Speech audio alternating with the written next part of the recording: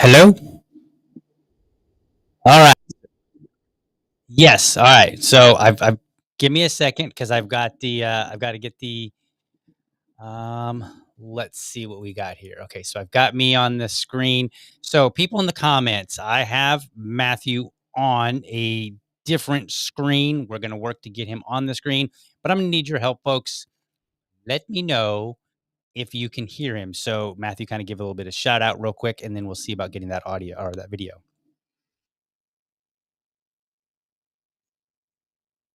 All right. All right, so there we go. So, folks in the chat, please let me know if you can hear him. That will be a great sign, and we will go from there. So, let's see here. I'm moving a pile of screens around, so bear with me, folks. Let's see here. So, I will just need somebody in the chat to let me know if they can hear you, and I will. Let's see. Let's do this. So, let's. Okay, I know what I want to do. I gotta. Yeah. Let's see here. Because if I okay, so somebody says they can't hear you. Let's see. We may have to. You can hear DL, but you didn't hear Matthew. Okay, okay. Let's see what we could do because I got to try to do this on the fly and see if we can't do this in like 2 minutes. So, um, only DL. Okay, so several people have said they can only hear me. That's not good. So you're on StreamYard right now, and I've got the stream actually going to Rumble. So I'm going to try and let's see. I think I can do this. Let's see about starting a screen share. We will do the StreamYard, and then we will also share the audio tab. And then we will do that.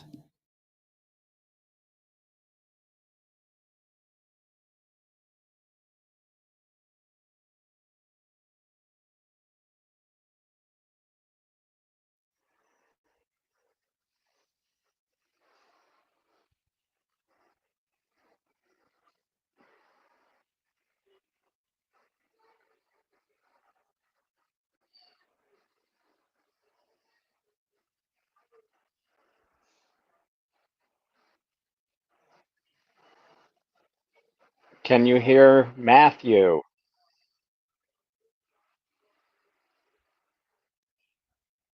How about that, folks? I'm hoping not to get a feedback loop. So I don't know if I'm getting a feedback loop or not, but we will see. And then we will get this show going. Now I can't hear anybody. All right. By the way, go ahead and keep talking to me, Matthew, because there is a little Okay. bit of a delay here. So it may be that there was a point in time where people couldn't hear you. Let's see. Now I can hear Matthew, but I do not hear DL. Okay, this Oh is no. okay. So they can hear you, but not hear DL. But give it a second; it may catch up. I think we'll be good here as soon Okay. as. Let's see here. Joe, I heard Matthew. Okay, so all right, so give it a second. We want to. There is a little bit of delay in the comments, so. Uh, Okay. but yeah, I've I'm never had trying this to check happen, them. and I do know that Rumble is a bit of a now both audio is good. Okay, we're good. Uh, I'm not going to touch anything. Normally, I would do a my video intro, but we'll have to work with what we have to work with today, and that's fine. So, really quickly, folks, we are good. I hear you both, and there's a slight delay with DL. We're gonna do our best, folks. Apologies, we're doing this live. Remember that Bill O'Reilly? F it, we're doing it live. Right, that's where we are right now. All right, so welcome to another morning episode of the Liberty Dad Podcast, a discussion on politics and culture. I'm your host, DL, America's most objective and slightly technically annoyed libertarian. If you're tuning in live, thank you so much for giving me your time so early, and thank you so much for your patience today with the technical issues that we are currently experiencing. It's just the thing that's going on with Rumble right now. Sometimes it does not cooperate, and we just do what we can to get around it. Remember, folks, the show does not run on freedom fumes here. So if you're watching me live on Rumble, please smash that green dollar sign to drop a Rumble rant. It's like tossing me a cold one at 7:30 in the morning, and with tech issues, you know that I kind of need one. It keeps the vibes high and the mics on. And if you want to go all in, please click subscribe for $5 a month. Your help supports me fight the good fight. And who knows, maybe get better technical stuff to work with. I don't know. Anyway, so let's get into this. Matthew, thank you so much for joining me. I apologize again, folks, for the having me down here. I don't know how to get rid of that here. So anyway, Matthew, you are running for New York City. It's a mouthful. District 39 City Council. So Correct. let's start. Tell us a little bit about who you are, like just who is Matthew Morgan and what's got you running. So I'm Matthew Morgan. I work as a storeroom manager of a paint store. 34 years old. Lived in New York City since I was about. Lived in New York since I was about 19 years old. Moved to New York when I was 25. Basically just really got into local politics, joined the Brooklyn Libertarian Party in 2017. Big fan of Gary Johnson. And then in 2000, 2019, Larry Sharp got us on the ballot. 2020, they were trying to field a bunch of libertarian candidates since we could more easily get on the ballot. I ran then. Um, and then we got kicked off the ballot by Cuomo in 2020, same time. And we were fighting it, didn't win. And this time around, I decided to run again. I'm the only libertarian running in the city this time. So my Only main things libertarian running in the are city? in the city. Actually, I Wow. think I might be the only one in the state. Well, Um, well, you got Larry Sharp running, right? Well, he's not running as a well, libertarian, right? Is he no, running no, as? he's running next year. Oh, He's not next running year. in Yeah, this yeah, you're right. upcoming general election. You're right. You're right. You're right. My bad. Yeah. And because I'm the only one running, I won New York's Libertarian of the Year at the Dutchess County Libertarian Gala. So Okay. you're Okay. talking to New York State's Libertarian of the Year here. Right. Right. But my Okay. main issues that I'm running on is I mean the same issue that everybody else is running on, which is affordability. Hmm. My main policy is abolishing zoning. Okay. That's what all I'd ever talk about is abolishing zoning. Gotcha. Okay. So go ahead and tell us about the issue that you're running on as far as like for people that don't live in New York City. Yeah. What's the lay of the land and what are you running on? What are you hoping to achieve? And I'm going to plug something in real quick. Yeah. So if you don't know anything about New York City politics, or the way it is in New York City, you may think like, oh, New York City, the city of huge, massive buildings. Mhm. Most of those buildings were built, in the 1930s, 40s, 50s, Mhm. and now there's a bunch of new, taller buildings. Those are all done through a process called a rezoning. Okay. And they're a huge, big political circus, and they take years to get done. But basically, it's the city saying, okay, this area and this area only can get new housing. And that's what sparks gentrification. It's a lot of big handouts to developers to increase the housing supply. And I'm trying to get rid of that whole circus and just be like, let's just go back to the way it was before the 1960s, when if you had a plot of land that you owned, you could, build whatever you wanted on it. Okay. And is it that simple? Sorry, I was clicking a couple buttons. Is it that simple that you just go back to, hey, you could just build whatever you wanted on it, and that's that, or were there other restrictions or other things? Because what I'm looking at is sometimes the laws get kind of interwoven with each other, and if you say like, hey, we want to get rid of this one thing, it's actually getting rid of like 10 or 20 things. So is that the case? Like are there more things that go into that play a role here, or is it really just as simple as you described it? I mean, nothing is as simple in New Okay. York City Okay. as just. All right.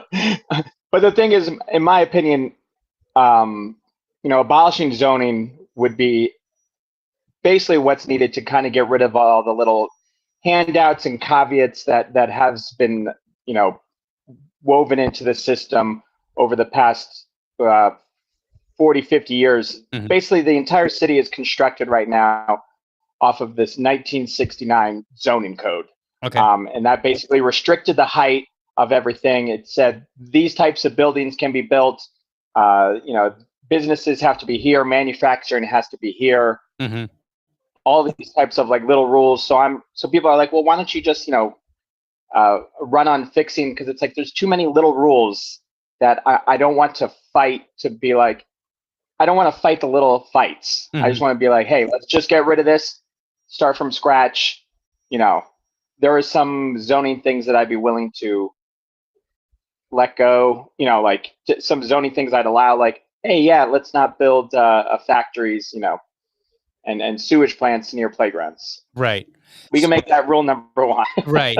So what are you up against then when it comes to making that kind of a change? Because it seems like, since it's so woven into New York City policy and how people have kind of been doing things, Is there a huge appetite for that? Like when you talk to voters, are they like, yeah, that's a good idea.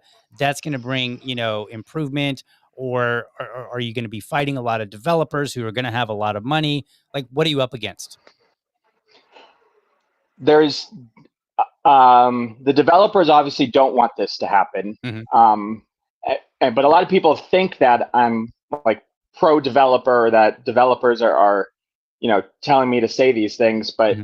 my policy would not be good for developers because within these zoning processes, these big developers who are politically connected, they get things like tax handouts. They're kind of privy to these rezonings before they actually take place. So they'll buy up the properties within the planned zoning area. So Hmm. they have a lot of, skin in the game, a lot of investment, and having these political connections is beneficial to them. If these rezoning processes weren't the way things were done, they wouldn't get the same type of handouts, the same type of money windfalls that they do by being included in these things. Uh, so those people would be against it. Then there's the people who are anti-developers who think that if we abolish zoning, you're just going to be able to. They think the developers are going to take over the city. I'm like, no, the developers don't. They would like the way it is right now, where they get all these handouts, these tax breaks by being a part of the circus. Hmm. Um, so I have the people, I guess and they think it's going to take away community power Hmm. to kind of mold their neighborhoods. I'm just like, well, if it's a private plot of land, like how much can you reasonably expect to have say over that? If it's Hmm. like a government-owned land, I'm like, yeah, like the community should have some input. Like, hey, we want this, we don't want that. But if it's not your land, then I, you know, I, because that's what part of the proposal process. There's 3 ballot proposals, and they're all about affordable housing. Hmm. Everyone's fighting over who should have the power to say yes to housing being built. So, yeah, there's a lot. There's the politics. There's the small community groups. There's the Hmm. developers. Everybody thinks that they should have more power. Right. Okay. So given that then, and I'm sympathizing with you, so don't get me wrong, but like that sounds like the worst challenge that you could ask for. Because if I heard you correctly, you said the people who are pro developers and anybody that's supporting them, they Right. oppose it. Anybody that's anti-developer, they also oppose this idea. So Right. who like number one, who actually is supporting this outside of you, obviously? And then Yeah. number two, what are you telling people in response? Like, what is your comeback when someone says, and you can go with either with both of them, right? For the Yeah. developers who are like, no, they're obviously not going to say, okay, I'm getting a handout. You're going to take away my handout. They're going to give you some other argument. What is their argument that they're giving you, and how are you responding? And then likewise for the people that are opposing the developers. Yeah. Well, the developers will say, like, oh, well, without these tax breaks, without these handouts, it's too expensive to build in New York City. I think that's usually the comeback that they come up with. We need these, and also, hey, we're providing affordable housing in as the incentive to build. And if you kind of get rid of zoning, Hmm. and get rid of these processes, like we won't be able to afford to be able to build. Um, you know, to me that doesn't make sense. Basically, these rezoning processes can take months and years, and the amount of money that gets invested that they have to spend to be able to kind of go through these processes costs a lot of money. So if we Right. just get rid of that entire process part, um, these places are these it's going to save developers a lot of money, and also it's not only going to save the big developers, but smaller mid-sized developers, local developers Hmm. will now be able to afford to be able to build more because they don't have to go through these lengthy review processes. Now I'm in favor of not getting rid of things like safety and those basic things, but kind of streamlining the process to make it faster to be able to build. I mean, Zoran Mondami is also running on that same thing. So it's Hmm. not a ridiculous thing for me to propose, or it's not a huge political barrier to overcome. Everyone's kind of like, yeah, these processes are burdensome and they take too long. Hmm. So that's the developer thing. The the community people, I just kind of say what I say, like, hey, this will take power out of developers' hands to kind of take over an entire area of the city using, the help of the government to kind of shape these communities the way that Mhm. they want. And it'll,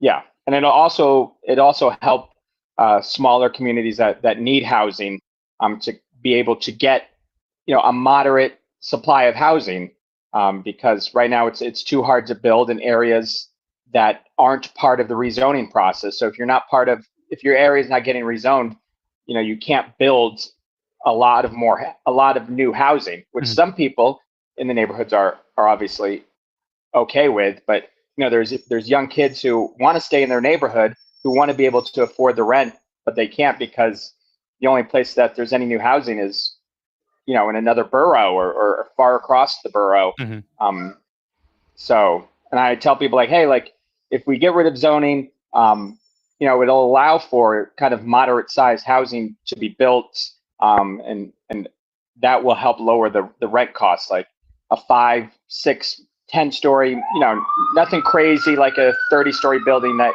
you see in these rezoning processes. Something small, but will definitely make an impact in a community. Mhm. To add new housing will help. So Okay. I think there's a lot of arguments, Right. but I think each side is, afraid. These rezoning processes are always a circus, and there's winners and losers, and Right. yeah. Are there any notable groups or organizations or anything along that line other than the Libertarian Party that are supportive of this particular plan?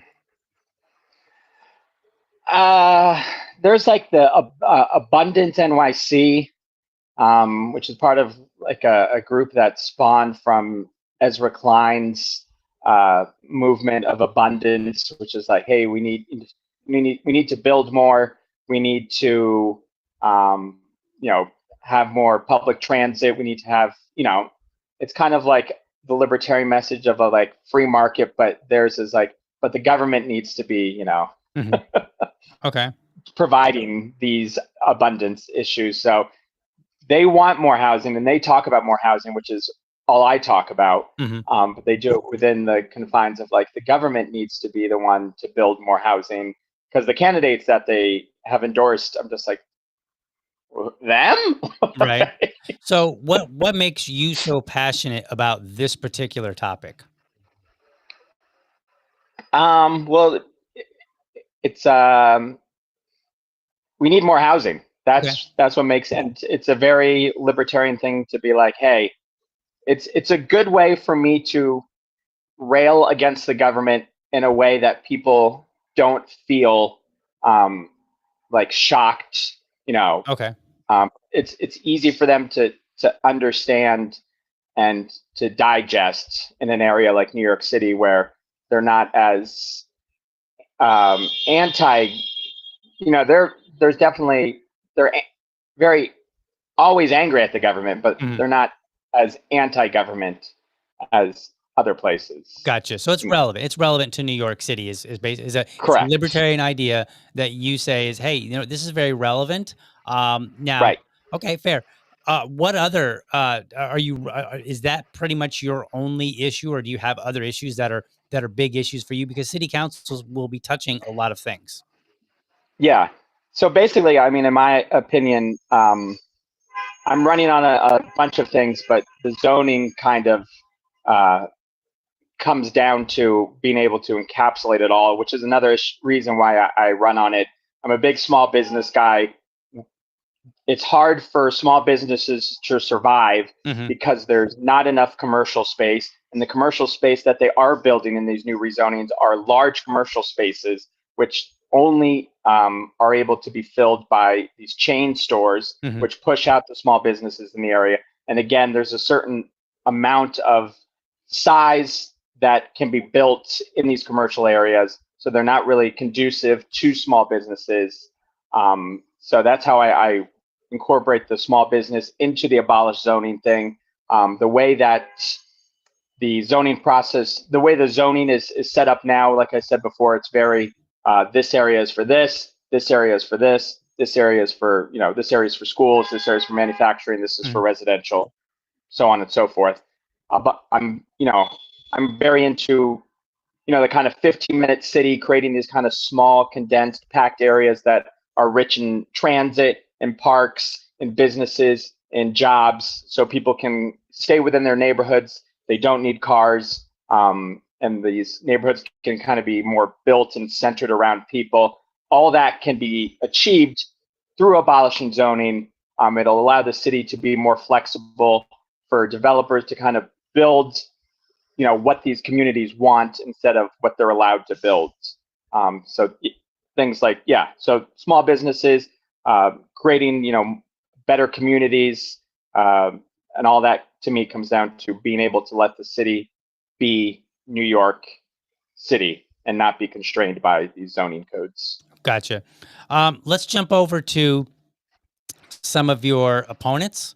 Now, it looks to me like, and correct me if I'm wrong, it looks like the opponents this year are basically the same as you had in 2021 when you ran Correct. previously, right? So you got, correct, and I don't know if I'm going to say all these names correctly. Shahana Hanif, is that correct?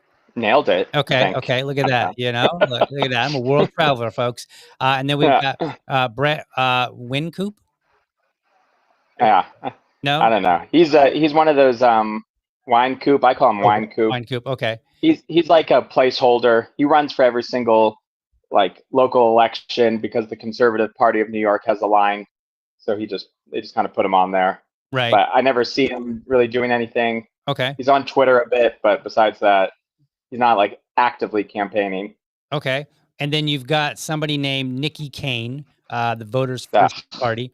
So, and if I understand this correctly from what I was looking, doing a little bit of research, Nikki and Brett and Shahana were all actually in the Democratic primary, but then Shahana won the primary. Right. And so then did they just join the Conservative Party and the Voters First Party to run? No, Brett was never on the Democrat. It was Maya Kohnberg. Yeah. My district was very heavily focused on during the Democratic primary when it was Maya versus Shahana, and Nikki was also in that. So basically, as you can see in New York City, you can run as a independent, but also run in a Democratic or Republican primary. And if you lose, don't worry. If you also pledge the ballots as an independent, you can continue to run in the general election. That's what Cuomo did. That's what Mayor Adams did. And that's what this other Nikki person, she did as well. So, gotcha. So you have a lot of flexibility up there if you don't make it through the primary. Yeah, and if you have the money to get out there and get ballots. And then we have this fellow, Matthew Morgan, who has run only on the Libertarian, or as a Libertarian, I mean. Correct? Correct. All right. So, correct. So tell me about the vibe, I guess, for these parties in at least your district, not necessarily all of the city, because look, I don't know anything about the Conservative Party. I don't know anything about the Voters First Party, or really the Working Families Party. It looks to me like the Conservative Party might be kind of what it says it is, Conservative Party. I know what the Libertarian Party is. And then the Voters First Party and the Working Families Party are basically just Democrat party. Is that what? Well, the Voters First. So basically, when you run as an independent, you can choose whatever name that you want to run under. Because if you look at the line that Cuomo, the party he's running on, his name isn't going to say Democrat on the ballot. It's going to say safety and something party. So you just make up names. Yeah.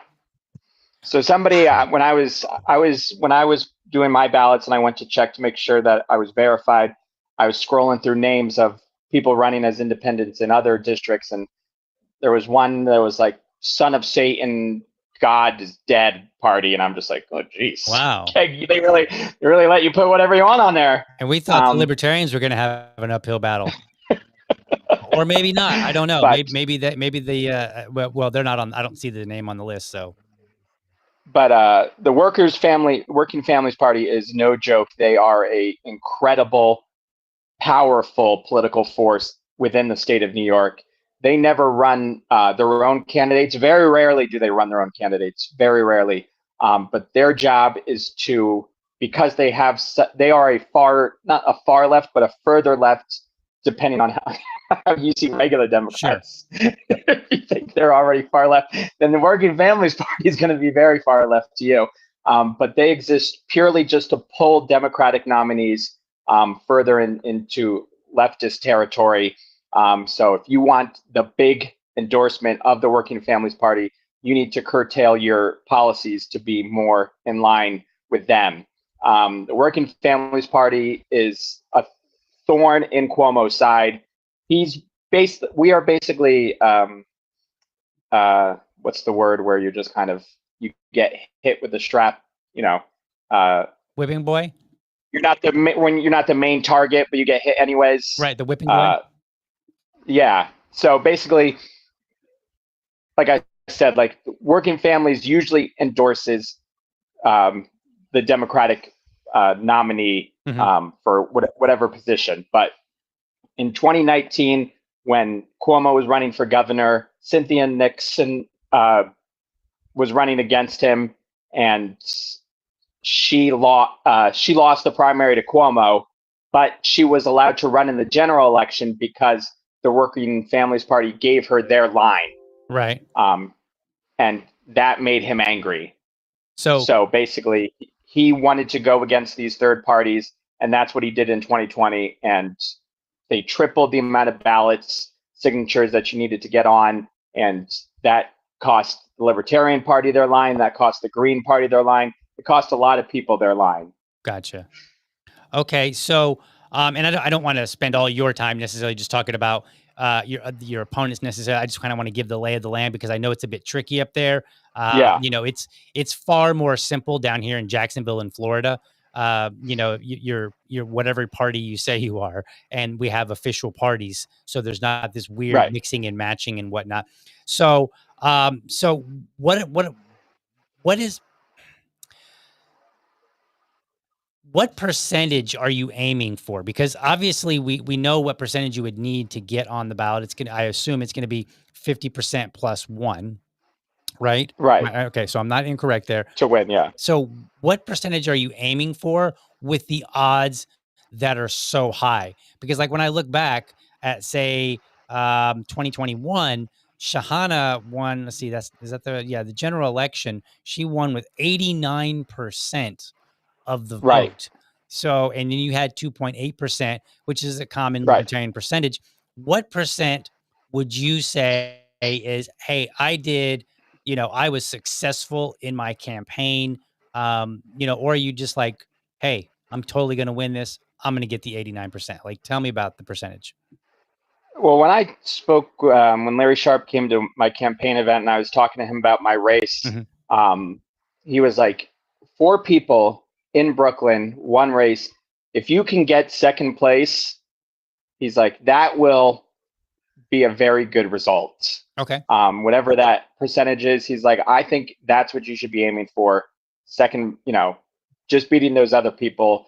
A libertarian getting second in a 4-person race in New York City, especially in Brooklyn, is something. So probably like 8, 9, 10%, something in that range, would achieve that, which would be far and beyond double, triple the best libertarian results in New York City history that I'm aware of. Gotcha. Purely on the libertarian line, that is. Right. We've had like some people run dual party. My friend Eric got 20%. Just in another neighborhood down from me. But that was mostly from the fact that he was on the conservative line as well. Okay. So, and then what are you doing to achieve that second place, that 8 or 9 or 10% or whatever? What are the things that you're actively doing? Like if I were to come up there this week, what would I be seeing you doing? Well, most of the time I'm at work. Okay. Which is I work 50 hours a week, so that is probably the main hurdle Mhm. to running a small campaign. But I'm lucky enough that I work in my district that I'm running in. So I have my, campaign posters up. I go to all the like town hall, whatever issues are being discussed. I go there and talk to people. I'm also just active generally in my community. I'm part of like some neighborhood groups Mhm. that go out to do like food distribution, clothing distributions. I don't campaign when I'm there, but people know me, people see my face. Mhm. I walk around, hand out, flyers. I'll stand somewhere and canvas, for a few hours when I can. So yeah, and then social media. I'm always trying to, post at least a video a day about something. Okay. So And what is the just stretching reception when you myself thin wherever I can, gotcha. you know. Are you making sure to sleep sometimes? Uh, yeah, Okay. sometimes, Sometimes. Okay. Uh, and what's the mostly at reception? work. Right. I would hope your boss is not watching. Um, so when you're talking to people and you're explaining your platform, what your vision is, or just talking about the issues in general, Yeah, what is their reception? Are people generally pretty positive? Because it feels to me like with an 89%, I don't want to highlight your opponent so much, but I do want to right. present like what are the actual challenges that you're facing and have a conversation about them. When somebody's getting 89% of the vote, um, like that seems like the odds of even having a fruitful conversation are against you. So what is the what but maybe I'm wrong. What are the responses that you get from people? I mean, generally, I don't ever get anything aggressively, you know, anti what I have to say. Mhm. Um, I think it's just very like in New York City, it is a for the most part a one party town, Mhm. and people don't really know about third party candidates, so they just kind of generally vote, um, you know, in these, and also a lot of people don't. The voter turnout is very low. So it like Bill De Blasio won mayor in 2011, 2012 with uh, like a 13% voter turnout across the city. He Mhm. got 70% of the votes. So in totality, he got something like sub 8, sub 7% of the entire registered voter base, but he still won. Mhm. So when people are like, "Oh yeah, you got 89%," it's like, but with a very low, with a very moderate turnout, not above 20%. So I go out and talk to people, and people are very receptive, but they're just not motivated to vote because they don't understand the importance that local politics have, in terms of shaping their city, shaping their quality of life. Um, so Okay. yeah, people are receptive to the ideas, but it's Okay. just getting their asses to the polls. Right. So the demographics of your district, from what I could find, are 60% white, 15% Hispanic, 13% Asian, and 6% Black. So Yeah, when you say like 13% of the vote of the eligible voters are actually showing right. up at the poll, um, does it, in your opinion, um, does it kind of match those demographics, or do you see like heavier on one group than you see, from what the demographics might suggest? I really think like yeah, amongst those demographics, there's people who are um, engaged and people who are not politically engaged. I wouldn't say that there's you know obviously there's going to be more white people who are going out to vote, but that's just because they are the overwhelming majority Hmm. in this district. But yeah, there's definitely uh, politically engaged people across the spectrum, and those are the people that are going to turn up to vote. Um, yeah, but I mean, there are a lot of uh, black voters that are definitely uh, tired of voting and nothing changing in Hmm. the city for them. So Are you reaching I out to would, them and saying, "Hey, yeah, I mean, I've like I can't do it all, like because I'm just one right, person. And by the way, how many people are on your city council? 52. 52. So you'd be Yeah. one out of 52 Right. raising your voice, with presumably the other 51. Like if you got elected, the other 51, they Right. would be totally against you, right? Correct. Okay. And they would probably be supportive of the presumptive winner of the mayoral run, Zoran Mamdani, Right. right? And do you Correct. expect him to win? I don't know. I mean, the polls are all saying that he's going to win. Um, the vibe online is that he's going to win, but there's New York City is big, and there's a lot of people that aren't online and don't do social media, and I think that's kind of being discredited. Almost, it's like 2016. Um, with the people who are like, oh, Hillary's, on social media, Hmm. she has the young vote, blah blah blah, and we all remember that how that night went and the Right. shock that people and Mayor Adams endorsed Cuomo, Hmm. and people are like, well, that doesn't mean anything. Like he's corrupt. People don't like Adams, but I'm like, but a lot of people voted for him, Right. and I think you are underestimating that not being an important endorsement. Hmm. Um, and just because Mondami can fill up these big venues and stuff doesn't mean that he's going to win. Right. He is activating. There was a high voter turnout for him, but now that Republicans can vote in the general election, Hmm. you know, in the Democratic primary, obviously he did well, but now that Republicans can also vote, the whole stopping socialism thing might be more effective than people are anticipating. Right. So I'm So, definitely not saying like, yeah, it's going to be an easy win for him, right. but Okay. All right. Yeah, and I don't know. I can only go by what the polls and stuff online say. right, And it seems to me like he's a little bit more popular than I would prefer.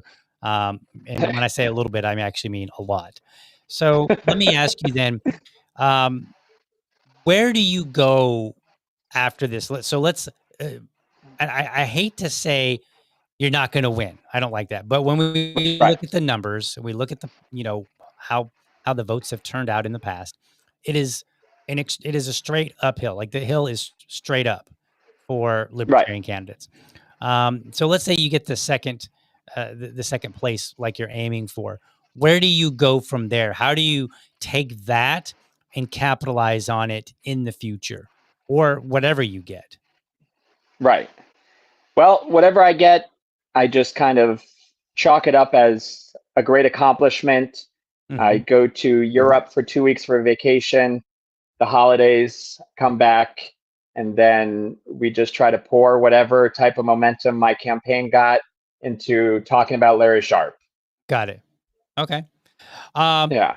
what else? What else? What have I missed today that maybe needs to be told so that people can hear, from you, and maybe get a better sense of you if they're from somewhere outside of New York City, or if there's somebody watching from New York City, which hopefully there are plenty. Um, what would you say to them?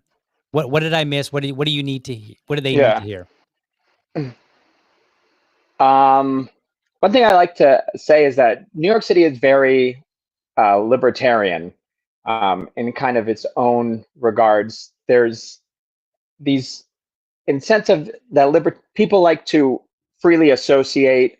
They like to work within these groups that are kind of out of the government purview in order to do business, to protect each other. So, although they overwhelmingly vote for Democrats, I feel like there's a very libertarian vibe to New York City Hmm. that if you live here, you kind of see and appreciate. And I think that we could do very well here. I mean, if you look at my messaging, if you look at my policies, like I've said before, I'm not trying to lie about being a libertarian. Hmm. I'm not trying to hide or anything. I feel that my policies are very libertarian, but within the context of living in a large metropolitan city, um, I'm not in somebody. I'm not running to push the most extreme libertarian ideas. I'm trying to run and show that, hey, if we tweak these things within the government to save money, to make things more efficient, which are libertarian messages, that we can win. And I think I want to inspire, people in other large metropolitan areas, that people may call like liberal hellholes, that there is, just because they generally vote for these big, government things, that libertarianism is very effective in big cities, if you contextualize it. Uh, my friend Devin Vulcan kind of talks about big city libertarianism, which influenced a lot of my policies, a lot of my thinking. And I think that if you're watching this from another large area, Austin, Miami, stuff like that, there is a message that will resonate with voters. And libertarians aren't just people who, live out, in the suburbs or out in, the country. There's this message of libertarianism, freedom of people freely associating, can resonate with people all across the country. Got it. Okay. Where can people find you and help you out? Like if they're from afar, Yeah, or if they're even in New York City. right. Vote Matthew Morgan on Instagram. Vote Matthew Morgan on Facebook. Vote Morgan 39 on Twitter. Vote Matthew Morgan on TikTok, and votematthewmorgan.nyc Okay. is my website. Okay. Awesome. So just type Vote Matthew Morgan into Google and you'll find something. All right. All right. It's not, you made it simple for people, right? Like, hey, if you can't remember all that, folks, Google Yeah. Vote Matthew Morgan, and Matthew Morgan should be easy enough for you to spell. So I appreciate it, good sir. I'm glad we were able to get around the technical difficulties that we had this morning. I apologize. It's just, we deal with what we can. So I appreciate it, sir. Thank you so much for having me on. I had a lot of fun. Absolutely. All right. I'm not used to using so many different systems here. So I'm going to move some things around, folks. I'm going to drop you off, Matthew, and then I'm going to kind of do all these clicking. So thank you again so much for joining me. And I'll be looking forward to see what numbers that you deliver, and hopefully you can get to second place. Thank you. Yes, sir. Thanks for everybody for watching. Have a good one. day. All right, folks. You heard it. Hope you were inspired and you feel just a little bit not just inspired, but you feel like there was some information there that maybe you didn't know, or maybe you are running for office in a different city and maybe that gave you some ideas. Whatever the case, if you're watching me live now or you're watching later, come back in and drop a comment. Let me know your thoughts. Did I miss anything? Or maybe you just want to throw in a little bit of praise. That is always welcome. Of course, I'm all ears. But with that, I'm going to be out for today. Reminder, tonight, tune in at 6:30 p.m. I will have on, I forgot his name already. Goodness. I've been working with so many candidates today. I'm getting their names mixed up. So we're going to have Roberto Torres for Toledo Mayor tonight at 6:30 p.m. So look forward to that. Thank you so much, folks. But with that, I am out. You know that I'm all about supporting organizations that hold my values. Make sure you head on over to blackgunsmatter.shop. They've got apparel, stickers, and more. Use the code LibertyDad, all one word, at checkout to score a 10% discount. Or just hit the referral link in the show notes. That'll make it so much easier. Remember, I'm not just a voice on a mic. I'm a dad who's working hard to deliver to you the best libertarian content.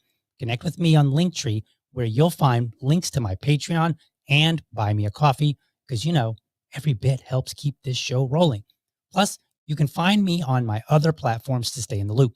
With your help, this show, The Message of Liberty, will be seen and heard by more people. As always, I appreciate you tuning in and look forward to seeing you in the next episode.